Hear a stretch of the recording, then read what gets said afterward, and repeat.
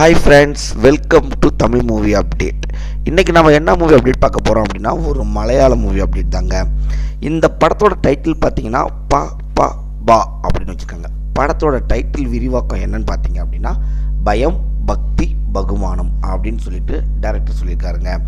இந்த படத்தில் Dilip, Mohanlal, SJ Surya, Chandy, Baiju Santhosh, Saranya பொன்மனன், Redin Kingsley நிறைய பேர் நடிச்சிருக்காங்க. தமிழ் முகம் பார்த்தீங்க அப்படின்னா இந்த படத்தில் நிறைய பேர் நடிச்சிருக்காங்க.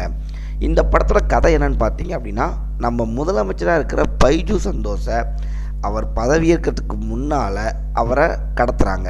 அந்த கடத்துறது யாருன்னு பார்த்தீங்கன்னா நம்ம திலீப் தாங்க. சரண்யா பொன்மனன் உதவியோட நம்ம திலீப் நம்ம முதலமைச்சர் பதவியேற்கிறதுக்கு முன்னால் கடத்திட்டு அவரை தமிழக கேரளா எல்லைக்குள்ளே யாருக்கும் தெரியாமல் அடைச்சி வைக்கிறாரு. இந்த டைமில் நம்ம சிஎம்மோட பையன் வினித் சீனிவாசன் அவர் தன்னோட தந்தையை கண்டுபிடிக்கிறதுக்கு ஒரு போலீஸ் அதிகாரி உதவியோட தேடுறாருங்க. அந்த போலீஸ் அதிகாரி யாருன்னு பார்த்தீங்கன்னா நம்ம சாண்டி தாங்க. ஒரு கட்டத்தில் சாண்டியும் கடத்தின ஆளுங்க திலீப்போட ஆள் தான் அப்படின்னு தெரிய வருது. எதுக்காக முதலமைச்சரை கடத்தினாங்க, தன்னோட தந்தையை காப்பாற்றினாரா இல்லையா, திலீப்போட முயற்சி வெற்றி பெற்றதா இல்லையா அப்படின்றதாங்க இந்த படத்தோட மீதி கதையே. இந்த படத்தில் திலீப்போட நடிப்பும் சரி வசனங்களும் சரி அவங்களோட ரசிகர்களுக்கு பார்த்திங்கன்னா ஒரு விருந்தாகவே இருக்குன்னே சொல்லலாங்க.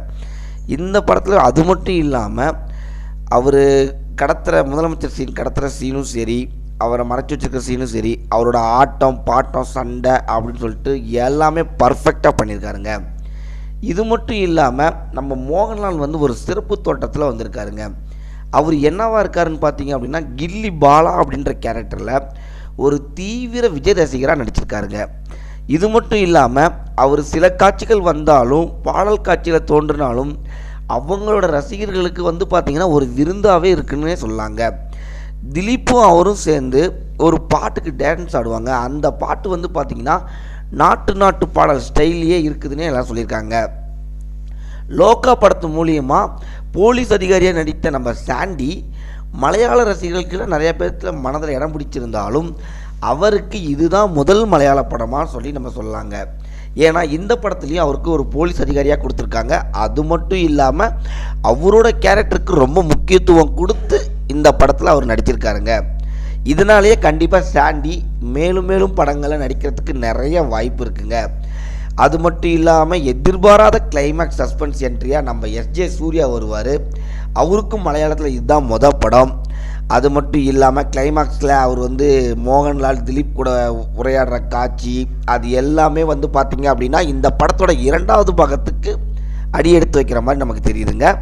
கண்டிப்பாக இந்த படத்தில் பொன்வண்ணன், சரண்யா பொன்வண்ணன், அப்புறமேட்டு ரெடின் கிங்ஸ்லி இந்த மாதிரி தமிழ் முகங்கள் நிறையா இருந்தாலும் அவங்களெல்லாம் அந்த அளவுக்கு பயன்படுத்தினாங்களா என்னன்றது நம்ம படத்தை பார்த்தா தான் நமக்கு தெரியுங்க. கண்டிப்பாக இந்த படத்தை போய் பாருங்கள்.